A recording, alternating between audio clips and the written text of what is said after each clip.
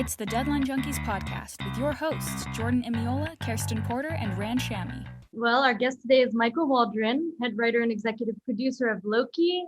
He is currently writing the latest Star Wars installment, all while gearing up to promote his new show, Heels, a wrestling drama for stars, which he created and executive produced. Welcome, Michael. Thank you guys for having me. Hello. We're glad to have you. Our first question for you is, what inspired you to become a writer and how did you first get into it? This is just going to sound like I'm promoting my show, but I guess it's wrestling. I was a huge wrestling fan growing up, and that was probably my, from the time I was a little kid, I was really just taken by that serialized storytelling and everything, and so that was at least where my love of TV came from, and from ongoing stories and all that. And then just movies, it was, I wore out my copies of, Star Wars and Indiana Jones and everything. And I just wasn't really good at anything else. It felt like I was the one thing I could maybe have a shot at doing. And so, so I moved to LA and went for it and was just very, very fortunate. Met a lot of great people who were really supportive. Did you ever consider writing for wrestling? Yeah, I think I certainly considered it. I got lucky in that I got a internship on the first season of Rick and Morty, my second year in LA. And I was in grad school at Pepperdine getting an MFA in screenwriting. And so I was like, I didn't have to break in. That was the way I broke in. I think that had that opportunity not come along, I would have quickly started barking up the tree of I know a thing or two about wrestling. How do I get into that world? Sorry, to back up, how did you get the internship at Rick and Morty? I had a classmate that was working on the first season who was just a good dude and got me an interview over there at the animation studio that was producing it, and they felt like I'd be the right person to put stickers on books and change. I was just thinking, this guy looks like he knows how to put stickers on things. A lot of stickers on books. And then you would return to Rick and Morty as a producer years later. What was that jump like? That was the grand return, the big "I told you so" tour. Yeah, I told you guys I was talented. No, that was. I came up under Dan Harmon, and after the first season of Rick and Morty, I was a writer's PA on season 5 of Community, Dan's show. And I had written over that time the pilot for Heels, this wrestling show. And so that kind of took off and got me noticed as a writer and not a sticker putter right around that time. And that kind of carried me through, I guess, 2017. We'd sold the show to Stars, and then they had picked it up and we'd had a mini room that I had run, and we'd written a good deal of the first season, and we just couldn't get it over the hump to get it made, couldn't get it cast. And so it went on a shelf. And so then in 2018, I was like, all right, well, so much for my meteoric rise. My career is a failure, and I came slinking back to Dan, and I said, "Will you hire me as a writer?" And they did. They brought me on, and so I got to write for season 4 of Rick and Morty, which was amazing and so cool to get to go back as a writer. Yeah, not a bad place to slink back to. No, so great and so valuable because the truth is, I'd had 2 jobs in a writer's room at that point, writer's PA and showrunner. And there's a hard leap to running a writer's room. The only person you know who to tell to do is the PA. It's like, all right, here's how the lunch menu should look. And so it was great to go to Rick and Morty and get the experience as a writer on the staff, work under Dan. I worked under Mike McMahon, who was the showrunner of that season. Mike has since created Solar Opposites, Star Trek Lower Decks, and was a great leader and teacher. And that was just a great experience that, got me ready for the next step, which was Loki the following year. I love hearing about like projects that are like your babies and your passion projects. And it seems like Heels is that for you. How did it come off the shelf? Yeah, well, I had finally made my peace with its demise. I'd stopped like driving past stars with my wife and looking at our old writer's room, being like sighing. She's like, this is awful. So you gotta stop doing this. And I made my peace with it, and we were writing Loki in I guess the spring or summer of 2019, and they called and said, look, we, as we said, we still love this and we're looking at reviving it. And then, I was not going to be able to run it. And so we had to find a partner, and that became Mike O'Malley, who, is a tremendous actor and had graduated into writing. He worked on the staff of Shameless, and then he created Survivor's Remorse on Stars. And so Mike came in and really helped finish kind of the writing of the show, of which there was still a good amount to do. And he was the captain that saw that thing through production. So I had to let him adopt my child, and he was and now we co-parent in a way, and the metaphor is going to fall apart, but it's been a really pleasant, great collaboration. Nice. Okay, before we get more into Heels, I'm going to back it up again, and I want to know more about what it was like working with these big franchises like Marvel and now Star Wars. It's been a pleasure. I mean, it's, I guess you would think it would maybe be, I mean, it was terrifying at first. I mean, I was absolutely, terrified every day. It was like, so it's been great. But as you work with Kevin Feige, you realize like, oh, this guy is the best guy, the best collaborator. There's so much belief in you when you get hired there, and they really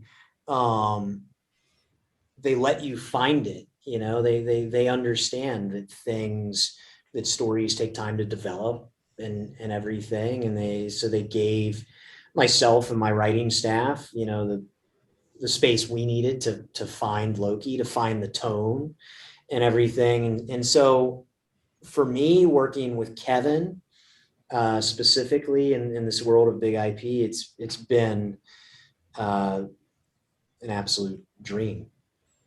Nice. So did you find that you had a lot of creative freedom and that you weren't faced with a lot of restrictions? Well, there's a character named Alligator Loki. Yes. Yeah. Yes.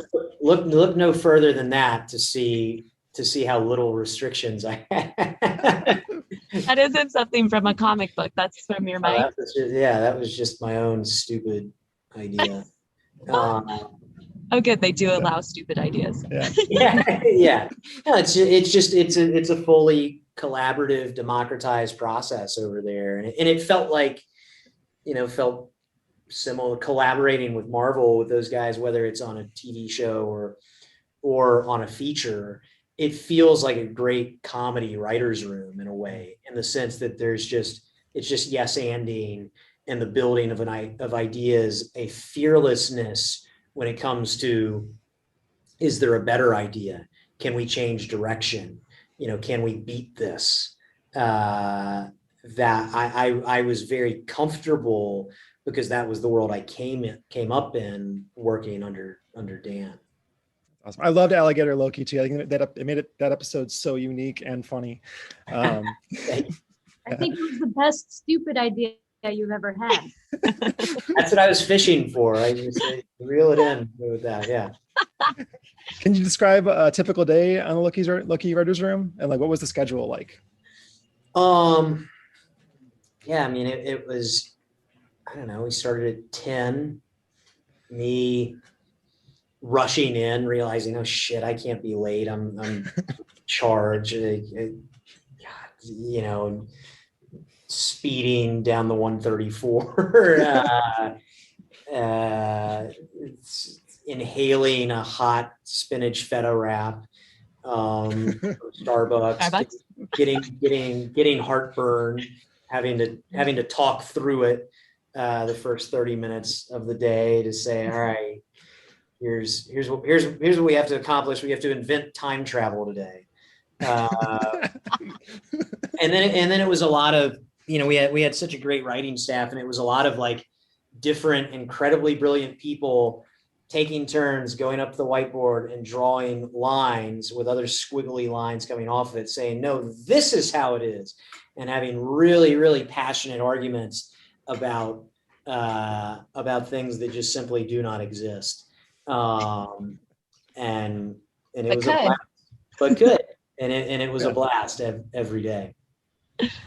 Yeah, was that, so the heartburn and everything, was that also from stress from the turnaround, or having to create different? That was probably just eating too fast. No, that was just eating too fast. And it was hot. Those things are hot.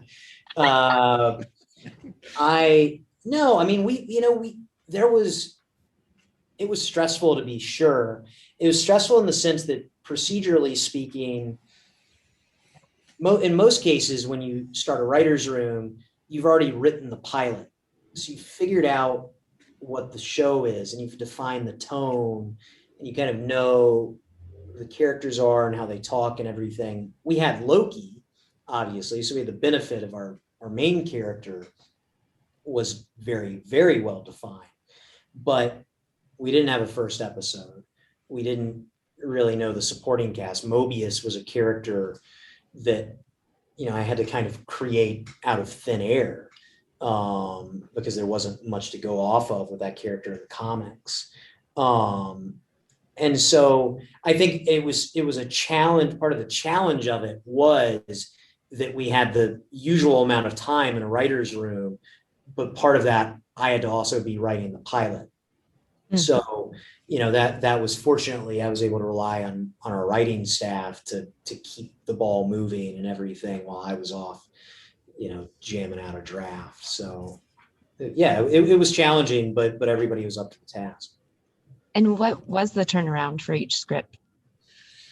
I mean, we, you know, again, standard writer's room, 20 weeks was the initial period. And we at least got first drafts of everything, of every episode in at the end of 20 weeks, which was my only goal, because then you can go in and tear them down completely, but at least you've got something, you know, for production to start moving on. That was the point that Kate came on, our director, you know, with the benefit of her fresh eyes and her great ideas, and really helped as we went into the, like, okay, now we've got the basic blueprint. Now let's make this thing great. Do you personally have a favorite episode of the show, and what makes it your favorite? And it can be the pilot. It can't be. It can be. Out. Yeah. Or the alligator episode. No, I love all my children equally and differently. They're all. I'm particularly proud of the pilot because of how much heavy lifting it has to do, just in terms of establishing this world, bringing this version of Loki emotionally up to speed to where the previous version of Loki was. And I love, you know, my favorite parts of the show are just the conversations. And I love that face off between he and Mobius and that, but yeah, I'm partial to all of them in different ways. Nice. So with both Loki and Heels, you how do you balance making a villain protagonist likable? I think it's humanity, it's finding, it's what's relatable. It's when Loki is going through the processing at the TVA, waiting in line, being put through all this stuff. It's like suddenly he's doing things that all of us, even though we've never tried to take over Earth with an army of aliens, we have been through that. And we know what it's like to feel small under the boot of bureaucracy. And we know what it's like to feel unworthy under the shadow cast by our own family. And so I think it's just those moments of human relatability. The audience can connect to anything as long as they see themselves in it. Mm-hmm.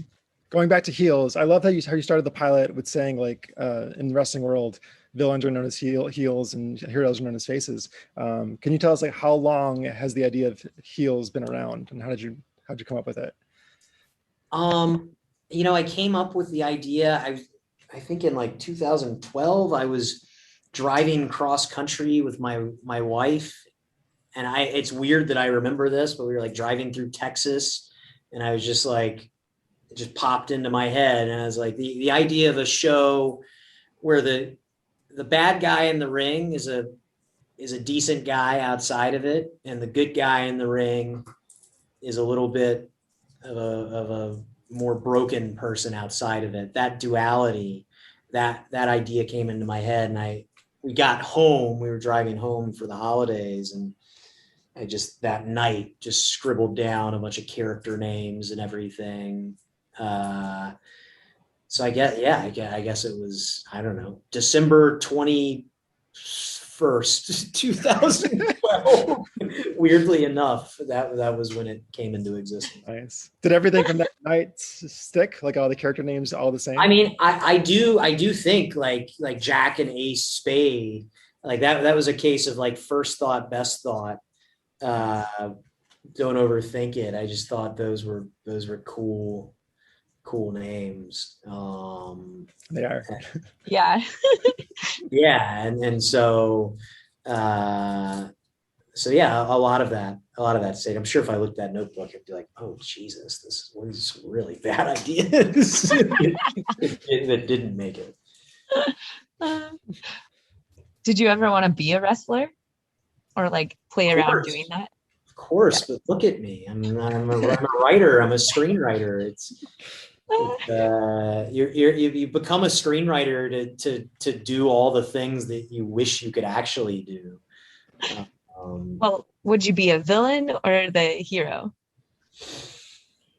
I don't know. It's easy to say I'd be a heel because it's fun. It's fun to play a villain, but like, I don't know. It's that hate that would be tough. Maybe I'd want to be a good guy. So I love in Heels, there are a lot of great relationships. Do you have a favorite type of relationship you like to write? Like friends, family, lovers, coworkers? Yeah. I mean, I love a good romance, as is well documented. I do, I like a good will they won't they, but also I like friends. I don't know. There's something about friendship, unlikely friendships that I always find compelling. Pairing characters that you wouldn't expect to be friends. It's like Jack and Willie in Heels, for instance. Their friendship is almost like a babysitter. It's like I imagine she used to babysit him, and then they grew up. It's like that friendship is really fun, and yeah, just the unexpected connections that we form with people that we seemingly don't have much in common with. Loki and Mobius is a great example of that, and And something that I learned, part of what made that relationship so profound on the page, the reason it worked was because Mobius was so patient with Loki. And that was almost like a breakthrough for me, as I felt like I was in therapy myself. Where it's like, as like this patience with somebody else is so emotionally resonant on the page. And I don't know, that was, yeah, I like anything like that. Out of all the stuff you've written, is there a particular relationship that you relate to the most? Ooh, that's a good question. A particular relationship that I relate to the most. Or maybe wish you could relate to more. That I wish I could. Or is that too much? I'm trying to think of like, who am I Mobius to? I really want to be. I really wish I could be Owen Wilson to somebody. But you know, I think that there's probably at times, you know, a mirroring between the relationship between Jack and his wife in Heels. You know, he's a guy who's struggling with a creative endeavor, and she is very much not the nagging wife. She is somebody who is just dealing with the practicalities of life and is supporting his dream, but also is like, we can't afford 100 GoPros or whatever, or a fog machine. You know, you need to check yourself. It's like there's some of us in there. There's some of you know, Loki and Sylvie, maybe two halves of a whole. Did you have any favorite wrestlers growing up? Oh yeah, Sting, absolutely. The bleach blonde hair version and the Crow version, and then Shawn Michaels. Love both of those guys. Big inspirations for me. Mine was Rey Mysterio. He's awesome. Cruiserweight champion. So great. I mean, he's so, his longevity in the sport. One of the few like WCW guys that, like, when that promotion got absorbed, like went over to the WWE and became a world champion. Like really crossed over, multi-generational. He's awesome. I only really know The Undertaker. He's great too. That's a good one to know. And he went from a heel to being a hero.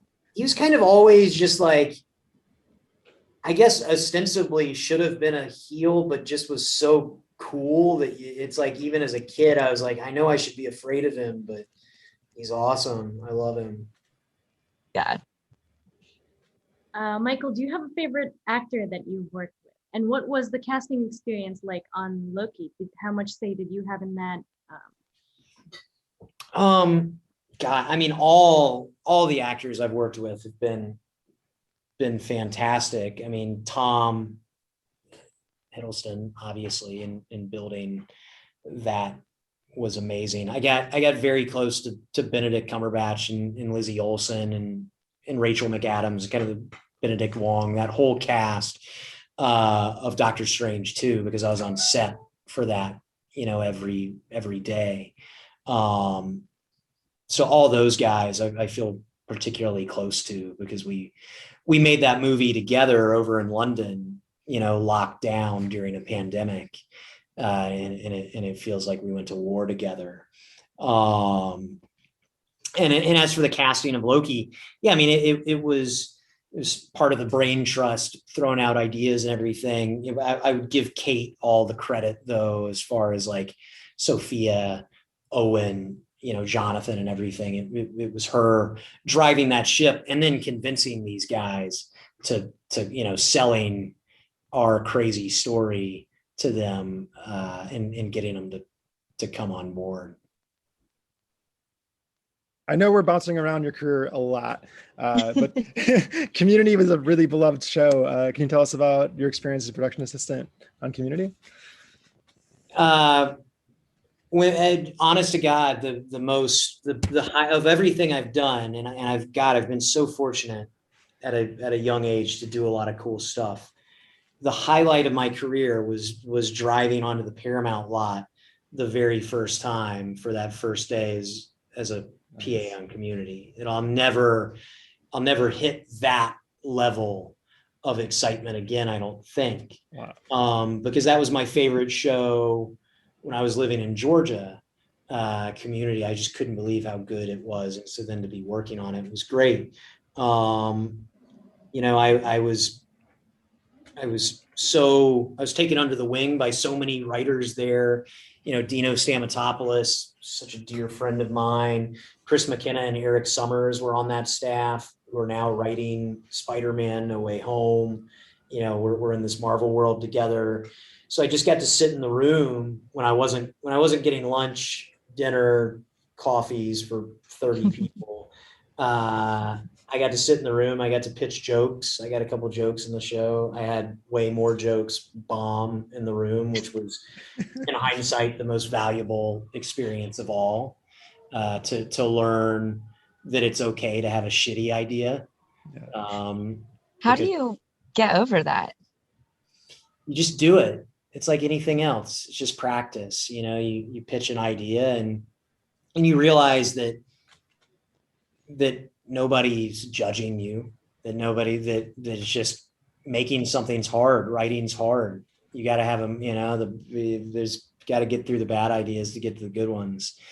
And so that whole thing was so special. I love that show.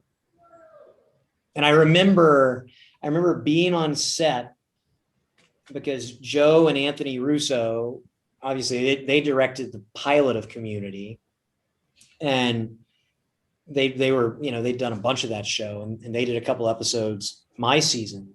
And I remember bringing Chris McKenna a coffee, and we were in Annie's room, Allison Brie's character's room, and Joe Russo was there directing, but on a laptop there was like something they were like cutting or something, previs or something for just a fight scene in Captain America: Winter Soldier, which it was like, oh God, I can't believe these guys are doing Winter Soldier. And it's just crazy now to walk back from that moment. It's cool. Do you have any favorite books on writing or just general writing advice? I think reading scripts is the best thing you can do. There's a lot of scripts online. Find the script for Boogie Nights and read that.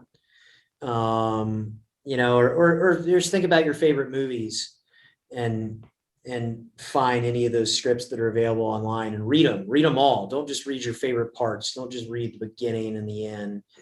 Read it and watch the way scenes come together and just the way dialogue comes alive on the page and everything. And I think that's one of the first and most important things you can do. And then, Stephen King's On Writing is a great book about just writing and the creative process. Absolutely. I think that's a good one as well. Why specifically Boogie Nights script? It's the best. It's the best movie. Create the script for the best movie. What makes it the best? It's just so cool. And then read it and be like, this asshole was like 25 when he wrote it, and then just quit. That's what I always think about doing. Great advice.